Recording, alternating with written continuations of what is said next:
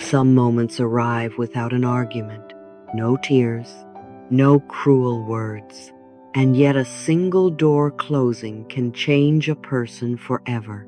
Helen learned that on an early autumn afternoon, in her hands was a freshly baked apple pie, her grandson's favorite. It was his 4th birthday, and Helen wanted to surprise him. She stood outside her son's house smiling as she rang the bell. Laughter drifted through the door. Children were giggling. Everyone inside was singing happy birthday. Helen waited. A moment later, the door opened. Her son stood there, clearly surprised to see her. Then he lowered his voice. "Mom, it's really crowded today. Maybe you could come by another time." Helen froze. The pie was still warm in her hands. Just then her grandson came running toward the door. "Grandma," but before he could reach her, his mother gently picked him up. "Come on, sweetheart. You're about to blow out your candles." Then the door closed. Helen remained where she was. The scent of cinnamon still rose from the pie, but something inside her had gone cold. It was not the worst day of Helen's life, but it was the day she began learning how to live without waiting for someone else to open the door. Maybe you know what it feels like to stand outside the lives of the people you love most. If you do, stay with me. This is not a story about blaming a son. It is not about deciding who was right or wrong. It is simply the story of Helen, a 58-year-old woman who had spent most of her life caring for her family, until one day she realized that what she had lost was not someone else's love, it was herself. Helen was only 35 when her husband died. Their son had just turned 8. From that day on, she almost stopped living for herself. During the day, she worked as an accountant. At night, she took on extra work from home. On weekends, she cleaned a small shop in the neighborhood for extra money. Some nights, she slept less than 4 hours, but she never complained. She believed one thing with all her heart. Her son had already lost his father too soon. He would not lose his future as well. When he left for college, Helen sold her wedding ring. It was the last keepsake she had from her husband. When her son noticed, he asked Mom, "Why don't you wear your ring anymore?" Helen gave him a small smile. It was getting in the way. The truth was, she needed the money for his tuition. Years passed. Her son got married. Then her grandson was born. Helen felt as though life had given her another beginning. She often came over to help. She looked after the little boy. She picked him up from school. She cooked dinner whenever her son and daughter-in-law were busy. Whenever her son called, Helen was there. But slowly things began to change. Her son's career became more stable. Her grandson grew older. Their little family began making plans of their own. The calls asking for help became less frequent. The visits grew farther apart. Helen told herself it was normal. Children grow up. They build lives of their own. She never blamed them, not until the afternoon of her grandson's birthday. That was the first time Helen understood what it meant to stand so close to the people she loved and still feel as though she no longer belonged in their world. That evening, she placed the apple pie on the kitchen table. She did not cut it. She did not eat it. The house was so quiet she could hear the clock ticking on the wall. Helen sat by the window and looked at an old photograph from a family trip to the beach many years earlier. In the picture, her son was still holding tightly to her hand. Her expression softened.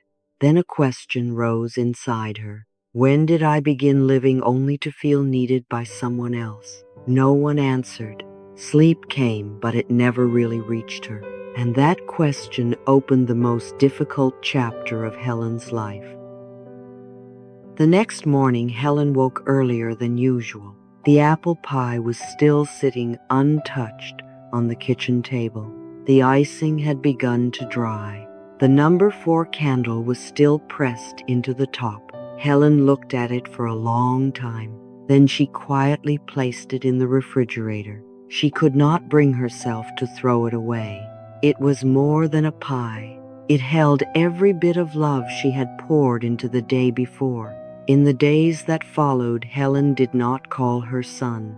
Her son did not call her either. There was no argument, no apology. Life kept moving as if that afternoon had never happened. And yet Helen's house suddenly felt much larger.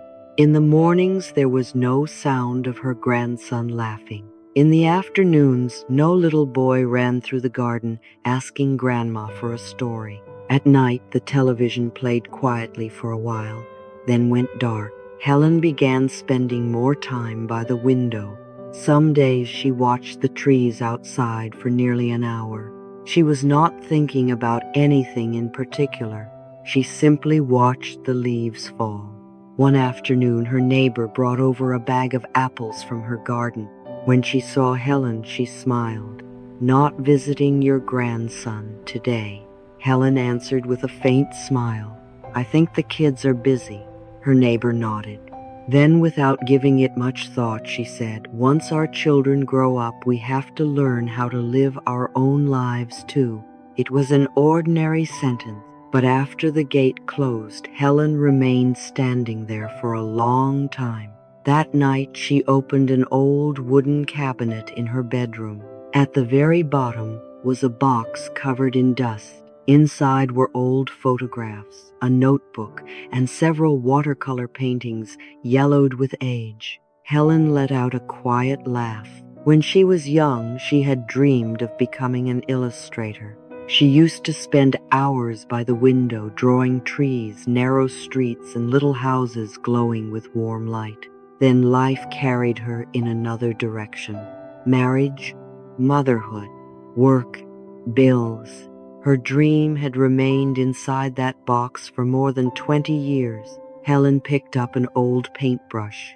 Most of the paint had peeled from its handle. She ran her fingers over it gently. A strange feeling came over her. It was like meeting an old friend she had left behind long ago. The next morning, Helen stopped at an art supply store. She bought a few sheets of watercolor paper, a small set of paints, and a new collection of brushes. She did not know whether she could still paint. She did not know whether anything she made would be beautiful. But for the first time in many years, Helen bought something simply because she wanted it. That afternoon, she sat on the front porch. The late sunlight stretched across the blank sheet of paper. Helen slowly made her first brush stroke. Her hand trembled. The colors did not blend the way she hoped. Still, something in her softened. Her joy no longer had to depend on whether someone needed her. And in the quiet of that afternoon, something inside Helen began to awaken again. One weekend afternoon, Helen's phone rang unexpectedly. It was her son. "Mom, are you free this weekend?" Helen paused. "Yes, I am.